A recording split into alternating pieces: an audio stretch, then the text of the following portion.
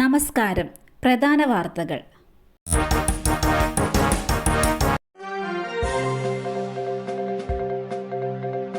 ED അല്ല CBI വന്നാലും ഒറ്റ നിലപാടേയുള്ളൂ. പോരാട്ടങ്ങൾ അവസാനിച്ചിട്ടില്ല.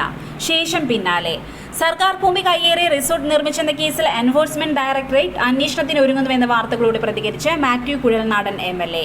ഇഡി അല്ല CBI വന്നാലും വിഷയത്തിൽ ഒറ്റ നിലപാടേ ഉള്ളൂവെന്നും ഏത് അന്വേഷണവും സ്വാഗതം ചെയ്യുന്നുവെന്നും മാത്യു കുഴൽനാടൻ ഫേസ്ബുക്കിൽ കുറിച്ചു.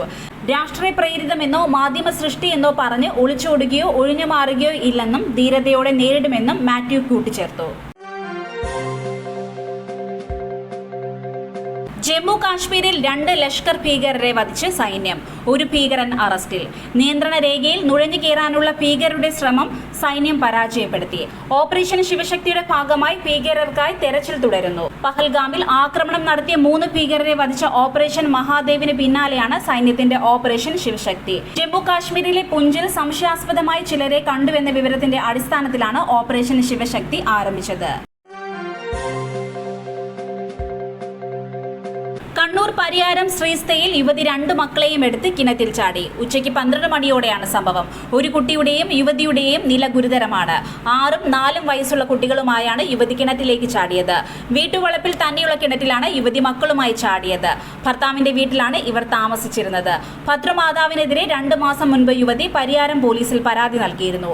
വീട്ടിൽ മാനസികമായി പീഡിപ്പിക്കുന്നു എന്ന് ആരോപിച്ചാണ് യുവതി പരാതി നൽകിയത്. പക്ഷേ പിന്നീട് ഇവർ സംസാരിച്ച് ഒത്തുതീർപ്പിൽ എത്തുകയായിരുന്നു. തുടർന്നാണ് വീണ്ടും യുവതി ഭർത്തൃവീട്ടിലേക്ക് എത്തിയത്. ഫയർഫോഴ്സും നാട്ടുകാരും ചേർന്നാണ് യുവതിയെയും കുട്ടികളെയും കിണറ്റിൽ നിന്ന് പുറത്തെടുത്തത്. ഇവരെ പരിയാരം ആശുപത്രിയിൽ ചികിത്സയിൽ പ്രവേശിപ്പിച്ചിരിക്കുകയാണ്. മാലിന്യ ടാങ്ക് വൃത്തിയാക്കുന്നതിനിടെ 3 തൊഴിലാളികൾക്ക് ദാരുണാന്ത്യം. മലപ്പുറം അരീക്കോട് കളാപ്പാറയിലാണ് സംഭവം. കോഴി വേസ്റ്റ് പ്ലാന്റിൽ വീണാണ് 3 ഇതര സംസ്ഥാന തൊഴിലാളികൾക്ക് അപകടമുണ്ടായത്. ഗുരുതരമായി പരുക്കുപറ്റിയ ഇവരെ മഞ്ചേരി മെഡിക്കൽ കോളേജ് ആശുപത്രിയിൽ പ്രവേശിപ്പിച്ചെങ്കിലും ജീവൻ രക്ഷിക്കാനായില്ല. വികാസ് കുമാർ, ഹിതേഷ് ശരണ്യ, സമദ് അലി എന്നിവരാണ് മരിച്ചത്. 2 ബീഹാർ സ്വദേശികളും 1 ആസാം സ്വദേശിയും മരിച്ചവരിൽ ഉൾപ്പെടുന്നു. മൃതശരീരങ്ങൾ മഞ്ചേരി മെഡിക്കൽ കോളേജ് ആശുപത്രിയിൽ സൂക്ഷിച്ചിരിക്കുകയാണ്.